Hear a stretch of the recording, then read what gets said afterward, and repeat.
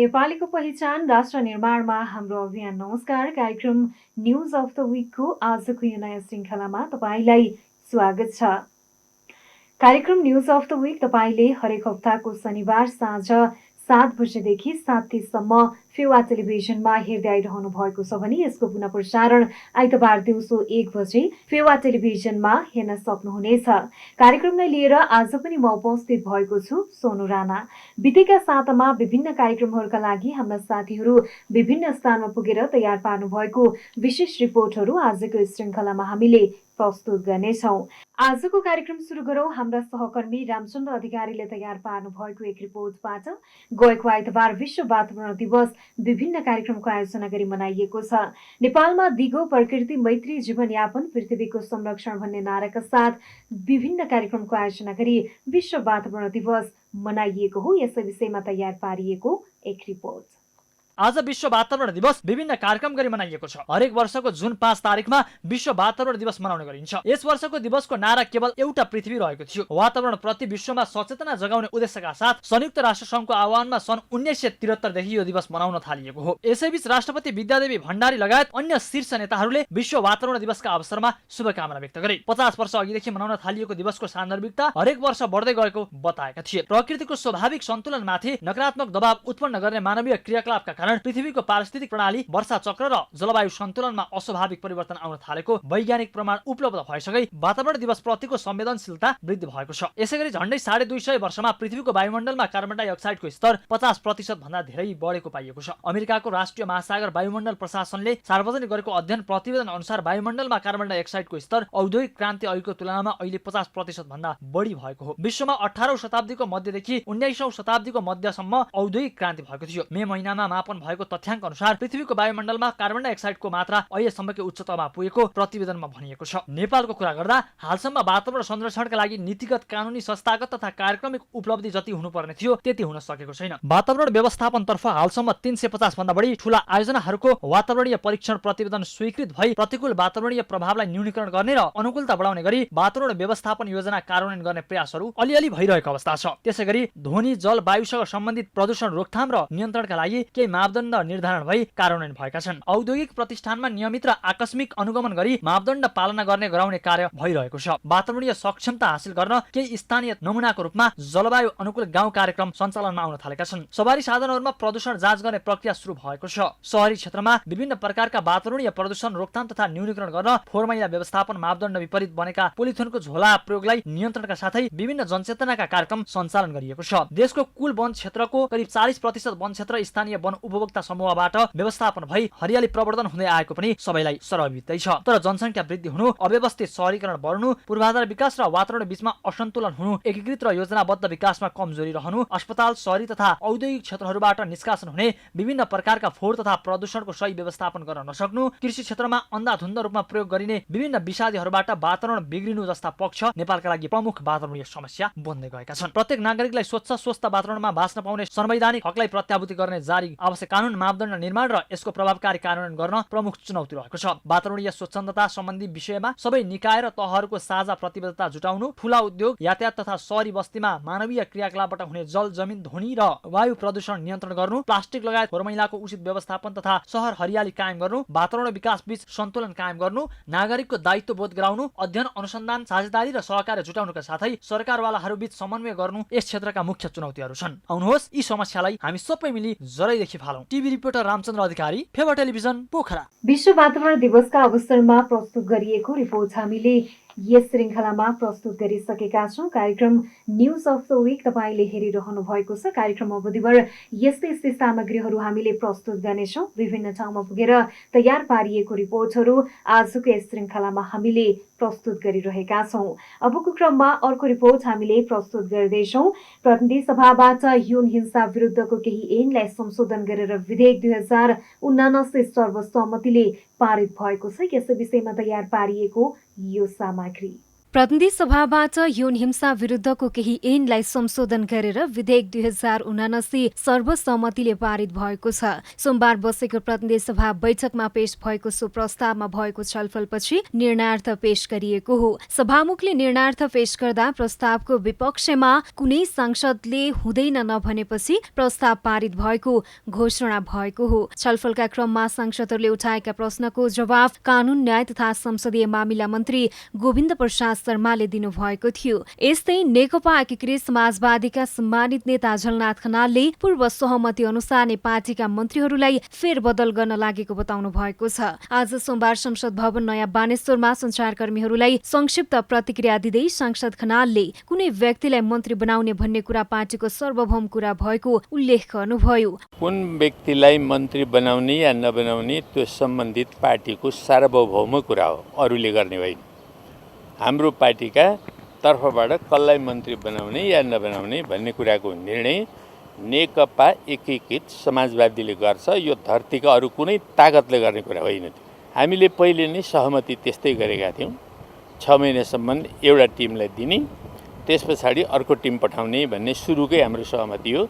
उता नेपाली कांग्रेसका महामन्त्री गगन कुमार थापाले आफ्नो पार्टीभित्र पनि नयाँ अनुहारलाई मन्त्री बनाउनका लागि मागहरू आइरहेको बताउनु भएको छ। आज सोमबार संसद भवन नयाँ बानेश्वरमा सञ्चारकर्मीहरूलाई संक्षिप्त प्रतिक्रिया दिँदै उहाँले पार्टीमा औपचारिक रूपमा भने मन्त्री परिषद हेरफेरको विषयमा छलफल नभएको बताउनु भएको छ। पार्टीका तर्फबाट मन्त्री परिषदमा हेरफेरको निर्णय प्रधानमन्त्री तथा पार्टीको सभापतिको चाहनामा भर पर्ने पनि मन्त्री थापाको भनाइ छ। मन्त्री बनेको खण्डमा भविष्यका निम्ति आफूलाई नयाँ जिम्मेवारीका लागि तयार गर्न सकिन्थ्यो भन्ने धेरै सांसदको माग रहेको थापाको भनाइ छ। उता नेकपा एकीकृत समाजवादीले मन्त्रीहरू परिवर्तन गर्न पठाएको प्रस्ताव प्रधानमन्त्री शेरबहादुर देउवाले अस्वीकार गर्नुभएको छ। छिटो छिटो मन्त्री परिवर्तन गर्दा राम्रो सन्देश नजाने र बजेट पनि पास नभइसकेको अवस्थामा मन्त्री परिवर्तन गर्न नहुने देउवाको अडानपछि मन्त्री परिवर्तन नहुने भएको जनाइएको छ। यस्तै प्रमुख प्रतिपक्ष दल नेकपा एमालेका सचेतक शान्त चौधरीले सरकारले ल्याएको आउँदो आर्थिक वर्षको बजेट भूमि व्यवस्था सुधार गर्ने भन्दा पनि केही मान्छेका लागि सुधार हुने गरी आएको टिप्पणी गर्नुभएको छ। आज सोमबार प्रतिनिधि सभामा भूमि व्यवस्था, सहकारी तथा गरिबी निवारण मन्त्रालयको विभिन्न शीर्षकको बजेटमाथिको छलफलमा भाग लिँदै सचेतक चौधरीले सो कुरा उल्लेख गर्नुभएको हो। बजेटमा गरिबलाई परिचय पत्र वितरण गर्ने उल्लेख गरिएको भए पनि त्यसलाई कहिलेबाट सुरु गर्ने भन्ने कुरा नखुलाइएको भन्दै उहाँले आपत्ति जनाउनु भएको छ। सम्माननीय सभामुख महोदय, हामी विनियोजन विधेयकमाथि छलफल गरिरहेका छौँ र यो विनियोजन विधेयकमाथि छलफल गरिरहँदा खास गरी मैले भूमि व्यवस्था, सहकारी तथा गरिबी निवारण मन्त्रालयमा केन्द्रित हुनेछु। यो भूमि सुधारको विषयमा बोलिरहँदाखेरि, समग्र रूपमा अध्ययन गरिरहँदाखेरि भूमि व्यवस्थालाई सुधार्ने भन्दा केही मान्छेको भूमि सुधार्ने खालको देखियो। अब गरिबहरूलाई चाहिँ परिचय पत्र दिने भनेर भनेको छ, त्यो कहिलेदेखि कहिलेसम्म दिने भन्ने कुरा राखेको छैन, अमूर्त छ भन्ने लाग्छ। यो विषयमा मन्त्रालयको ध्यान आकर्षण गर्न चाहन्छु। प्रतिनिधि सभाबाट यौन हिंसा विरुद्धको केही ऐनलाई संशोधन गरेर विधेयक 2079 सर्वसम्मतिले पारित भएको सामग्री हामीले प्रस्तुत गरिसकेका छौं। कार्यक्रम न्यूज अफ द वीक तपाईले हरेक हप्ताको शनिबार साँझ 7 बजेदेखि 7:30 सम्म फेवा टेलिभिजनमा हेर्दै आइरहनु भएको छ भने यसको पुनः प्रसारण आइतबार दिउँसो 1 बजे हेर्न सक्नुहुनेछ। कार्यक्रममा विभिन्न साथीहरूले तयार पार्नु भएको रिपोर्ट हामीले प्रस्तुत गरिरहेका छौं। अर्को सामग्री हामीले प्रस्तुत गर्दैछौं। गण्डकी प्रदेश सरकारले शिक्षा, स्वास्थ्य र कृषि पर्यटनलाई प्राथमिकतामा राखेर नीति तथा कार्यक्रम प्रस्तुत गरेको छ। यस विषयमा तयार पारिएको यो सामग्री। गण्डकी प्रदेश सरकारले शिक्षा, स्वास्थ्य, कृषि र पर्यटनलाई प्राथमिकतामा राखेर नीति तथा कार्यक्रम प्रस्तुत गरेको छ। गण्डकी प्रदेश प्रमुख पृथ्वीमान गुरुङले मंगलबार गण्डकी प्रदेश सभामा सरकारको नीति तथा कार्यक्रम प्रस्तुत गर्दै प्रदेश स्वास्थ्य नीति कार्यान्वयन गर्ने बताउनुभयो। उहाँले कृषि उत्पादन, रोजगारी र आत्मनिर्भरतालाई प्राथमिकतामा राखेको प्रदेश प्रमुख गुरुङको भनाइ छ। नीति तथा कार्यक्रममा उद्योग, कल कारखाना स्थापना र सञ्चालनमा पनि जोड दिइएको छ। छ। निशुल्क रगत, महिलाको पाठेघरको मुखको निशुल्क शल्यक्रिया, कोभिडमा अभिभावक गुमाएका बालबालिकालाई मासिक भत्ता, निर्माणाधीन अवस्थाका विकास योजना, प्रदेश गौरवका आयोजनालाई पनि नीति तथा कार्यक्रममा प्राथमिकता दिएको छ। यस्तै संघीयता कार्यान्वयन भएसँगै पहिलो पटक बनेको प्रदेश सरकारको यो अन्तिम कार्यकाल रहेको छ। प्रदेश सरकारले 5औं पटक नीति तथा कार्यक्रम ल्याएको हो। कार्यान्वयनमा लिङ्ग पहिचान गरी भ्रूण हत्या विरुद्ध सचेतनामूलक कार्यक्रम सञ्चालन गर्ने, बालबालिका तथा किशोर किशोरीको पोषण स्थितिमा सुधार गर्ने, बहुक्षेत्रीय पोषण कार्यक्रमलाई प्रदेशको कार्यक्रममा मूल प्रवाहीकरण गर्नुका साथै गर्भवती र सुत्केरी महिलाको पोषणलाई प्रवर्धन गर्न स्थानीय तहसँगको समन्वयमा विशेष प्याकेज व्यवस्था गर्ने उल्लेख छ। सरकारले ज्येष्ठ नागरिकलाई प्रभावकारी स्वास्थ्य सेवा प्रदान गर्न प्रदेश सरकारसँग बा-आमा कार्यक्रम सञ्चालन गर्ने भएको छ। यस्तै मानव सेवा आश्रम तथा वृद्धाश्रमहरूमा आश्रित दीर्घरोगी लागेका बिरामीले सेवा गर्ने औषधि निशुल्क उपलब्ध गराउने सरकारले जनाएको छ। प्रदेश सरकारले प्रदेश सरकारको प्रतिबद्धता, मर्यादित महिनावारी र स्वच्छता अन्तर्गत किशोरीहरूको स्वस्थताका लागि सबै सामुदायिक विद्यालयहरूमा निशुल्क सेनेटरी प्याड र विसर्जनको व्यवस्था गर्ने भएको छ। साथै महिनावारी विभेद अन्त्य गर्न सबै सरकारवालाहरूको सहकार्यमा जनचेतनामूलक कार्यक्रम सञ्चालन गरिने गण्डकी प्रदेशको नीति तथा कार्यक्रममा उल्लेख गरिएको छ। पर्यटन क्षेत्रको विकासका लागि विभिन्न प्याकेजहरू समेत प्रदेश सरकारले प्रस्तुत गरेको छ।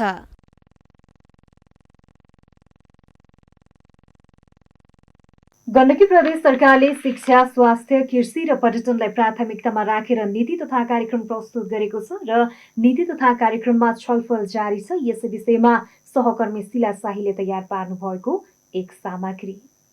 यही जेठ 24 गते गण्डकी प्रदेश प्रमुख पृथ्वीमान गुरुङले सभामा पेश गर्नुभएको आर्थिक वर्ष 2079-80 को नीति तथा कार्यक्रममा छलफल जारी रहेको छ। प्रदेश सांसदहरूले आफ्नो धारणा राखिरहेका छन्। छलफलमा गण्डकी प्रदेशका पूर्व अर्थमन्त्री तथा प्रमुख प्रतिपक्षीय दल नेकपा एमाले सांसद किरण गुरुङले कृष्णचन्द्र नेपाली पोखरेल नेतृत्वको सरकार टुक्रिएर मसिना कार्यक्रममा अल्झिएको आरोप लगाउनु भएको छ। प्रदेश सरकारले विगतकै कुरा दोहोर्याए पनि नीति तथा कार्यक्रममा टुक्रे र मसिना कार्यक्रम ल्याएको उहाँको भनाइरहेको छ। प्रदेश सरकारले आफ्नो क्षेत्र अधिकार कुन हो जानकारी नलिई नीति तथा कार्यक्रम ल्याएको उहाँको टिप्पणी रहेको छ। उहाँले प्रदेश सरकार सिद्धान्त र प्राथमिकता ल्याउँदा अल्झिए झैं नीति तथा कार्यक्रम ल्याउँदा पनि अल्झिएको बताउनु भएको छ। यस्तै गण्डकी प्रदेशका सांसद एवं नेकपा एमालेका नेता मायानाथ अधिकारीले प्रदेशले ठोस निर्णय ल्याउन नसकेको बताउँदै प्रदेश सरकार सँगसँगै संघीयता प्रति नै प्रश्न उठेको बताउनु भएको छ।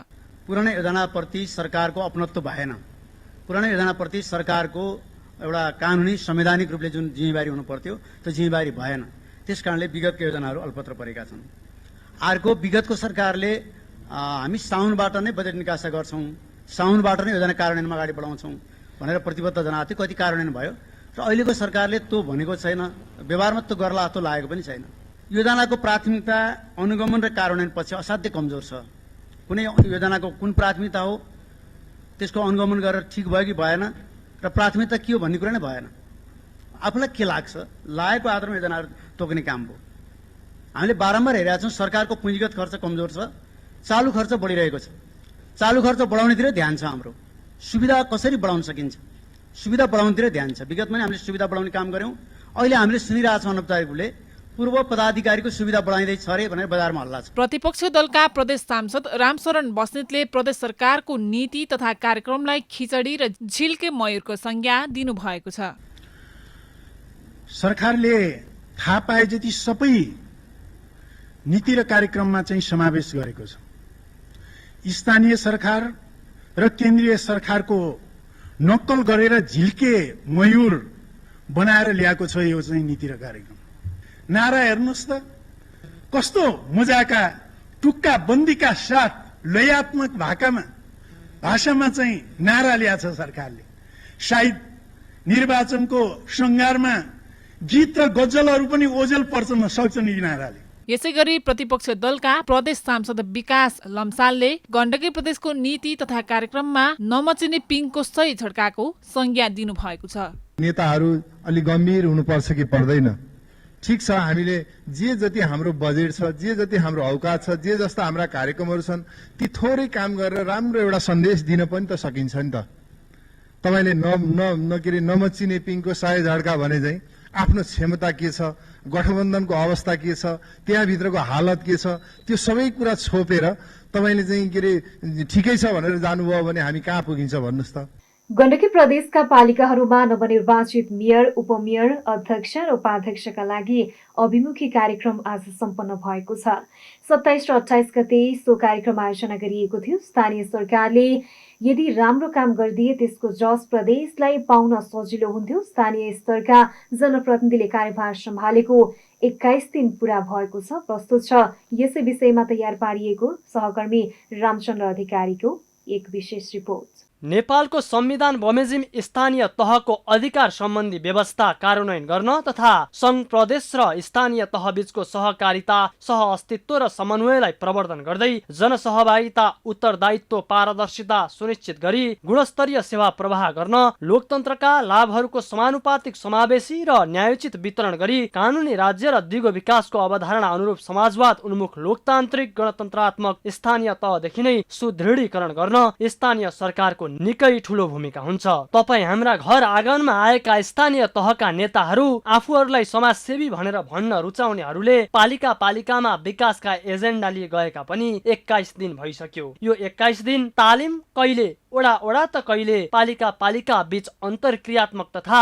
परिचयात्मक कार्यक्रममा व्यस्त रहे। यसै सन्दर्भमा गण्डकी प्रदेशको आयोजनामा स्थानीय सरकार सञ्चालन तथा स्थानीय विकास सम्बन्धी अभिमुखीकरण कार्यक्रम जारी छ। 27 र 28 गते हुन लागेको यो कार्यक्रम अब स्थानीय सरकार कसरी अगाडि बढ्ने, प्रदेशले के कस्तो सहजीकरण गर्ने भन्ने विषयमा कार्यक्रम तयार भएको हो। यसमा हाम्रो मुख्य पहिलो उद्देश्य भनेको हामी अहिले गण्डकी प्रदेशको 50 वटा स्थानीय तहमा 170 वटा प्रमुख उपप्रमुख हुनुहुन्छ।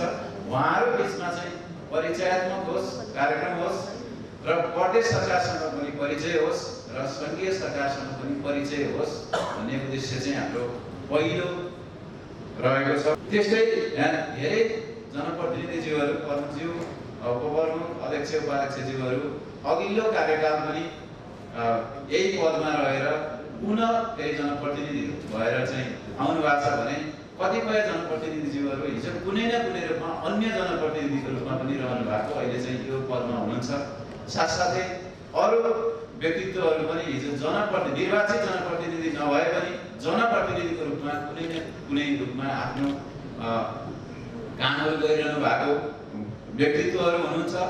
त्यो उहाँहरूको अनुभव चाहिँ यहाँ चाहिँ आदान प्रदान होस्, एकले अर्काबाट सिक्ने अवसर प्राप्त होस्, कतै भएका राम्रा कामहरू चाहिँ यहाँ सेयरिङ हुन् र ती कुराहरू चाहिँ प्रदेश सरकारले पनि सुनोस् र संघीय मामिला तथा सामान्य प्रशासन मन्त्रालयलाई पनि सुन्ने र जानकारी हुने अवसर प्राप्त हुन्छ। स्थानीय सरकारको दोस्रो भाग हो भन्दा पनि हुन्छ। पहिलो भाग 2074 को निर्वाचनमा थियो। अब हाम्रो पहिलो प्रयास हो हामीले अझै काम गर्न जानेनौं भनेर बहाना पारेर नि काम छैन। कानुन बन्नै पर्ने कुराहरू पनि लगभग बनिसकेका छन्। यता गण्डकी प्रदेशको भुइँखुट्टी पनि तपाई हामीले देखिरहेकै छौं। खै प्रदेश सरकारले 85 वटा स्थानीय सरकारसँग कसरी समन्वय गरेर जाला त्यो भने हेर्न बाँकी नै छ। बीचको सरकारको काम छैन भनेर जनस्तरबाट आवाज सुनिँदै गर्दा स्थानीय सरकारको विकासको जस प्रदेश सरकारले लिएर आफूलाई बचाउन आतुर छ। हाम्रा अधिकारहरू सबै विषय व्यवस्थापनका विषयमा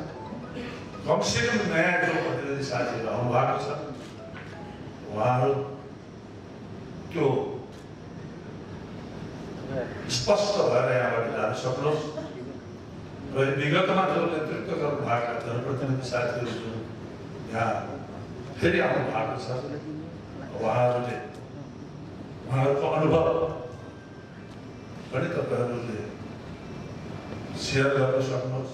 यस्ता अभिमुखीकरण कार्यक्रमका नाममा तारेका तारे होटल भर्ने काम पहिले पनि नभएका भने होइनन्, तर रिजल्ट के आयो भन्ने कुरा तपाई हामीलाई थाहा नै छ। यता अख्तियारलाई स्थानीय सरकारको भ्रष्टाचारको लिस्ट बनाउन भ्याइ नभ्याइ छ। शपथ ग्रहण गर्न पाएको छैन। केही अध्यक्षले खल्तीतिर ध्यान दिँदा निलम्बित हुन परेको छ। यहाँले जुन निर्वाचनको क्रममा घोषणापत्र मार्फत आफ्ना प्रतिबद्धताहरू बाहिर ल्याउनु भएको थियो, ती प्रतिबद्धतालाई अब कार्यान्वयन गर्ने समय प्रारम्भ भइसकेको छ। सुशासनको पक्ष पनि त्यतिकै महत्त्वपूर्ण रहेको छ। हामीले केही दिन अगाडि भएको निर्वाचनबाट यता आउँदाखेरि पनि केही अनि अप्रिय कुराहरू निष्पत्ति निर्वाचित हुनुभयो, उहाँहरूले शपथ गरिसकेपछि पनि फेरि काम प्रारम्भ गर्न नपाउने गरेर निलम्बनका कुराहरू पनि आएको छ। केही जनप्रतिनिधिहरूलाई विगतमा गरेका कामको कारणले उहाँले केही प्रक्रियागत त्रुटि गरेको कारणले गर्दाखेरि होस् अथवा कुनै कारणले होस् अहिले विभिन्न मुद्दा मामिलामा झेल्नु परेको अवस्था पनि छ।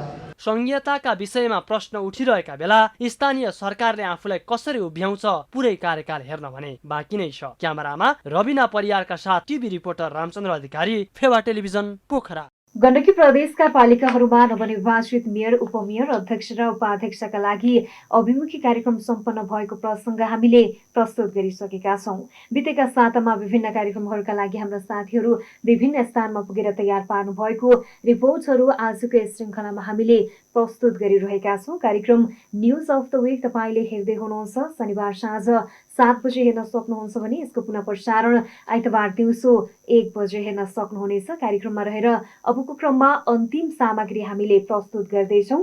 प्रतिनिधि सभाको जारी बैठकमा विभिन्न मन्त्रालयगत बजेटका विषयमा छलफल जारी रहेको छ। यसै विषयमा सहकर्मी शिला शाहीले तयार पार्नु भएको एक सामग्री।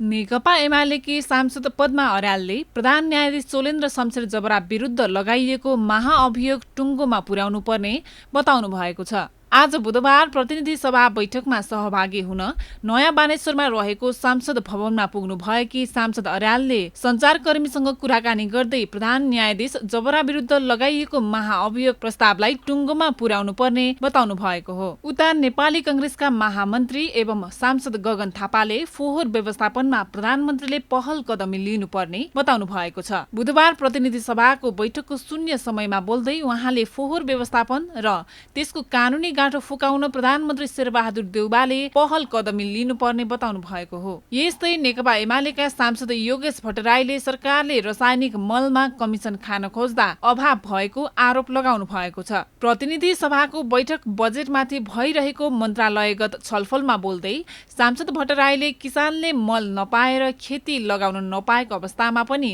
सरकारले रासायनिक मल ल्याउन आनाकानी गरेको दाबी गर्नु भएको छ। यस्तै एमाले सांसद गोकुल प्रसाद बास्कोटाले अर्थमन्त्रीको प्रस्ताव सञ्चार मन्त्रीले नटेरेको बताउनु भएको छ। आगामी आर्थिक वर्षका लागि विनियोजन विधेयकमाथि प्रतिनिधि सभा बैठकमा बोल्दै उहाँले अर्थमन्त्रीले कुनै मन्त्रालयमा गाडी खरिद नगर्ने भने पनि सञ्चार मन्त्रालयले योजनाको पहिलो बुँदामा नै स्कुटर र मोटरसाइकल खरिद गर्ने जनाइएको बताउनु भएको छ। हवस् त अहिले सामग्रीसँगै आजको कार्यक्रम यति नै। आजको कार्यक्रमबाट टिभी रिपोर्टरहरू रुद्रश्री सुमाली मगर, रामचन्द्र अधिकारी, शिला शाहीसँगै एमसीआरमा रविना परियार, दिपेश ओली, आश्विन थापासँगै म सोनु राणा पनि आजको यस श्रृङ्खलाबाट बिदा हुन चाहन्छु। फेरि अर्को साता हामी साताभरिका विशेष रिपोर्टहरूको साथमा उपस्थित हुनेछौँ। राष्ट्र निर्माणमा हाम्रो अभियान जारी छ। तपाईँ फेवा टेलिभिजन हेर्दै गर्नुहोस्। नमस्कार।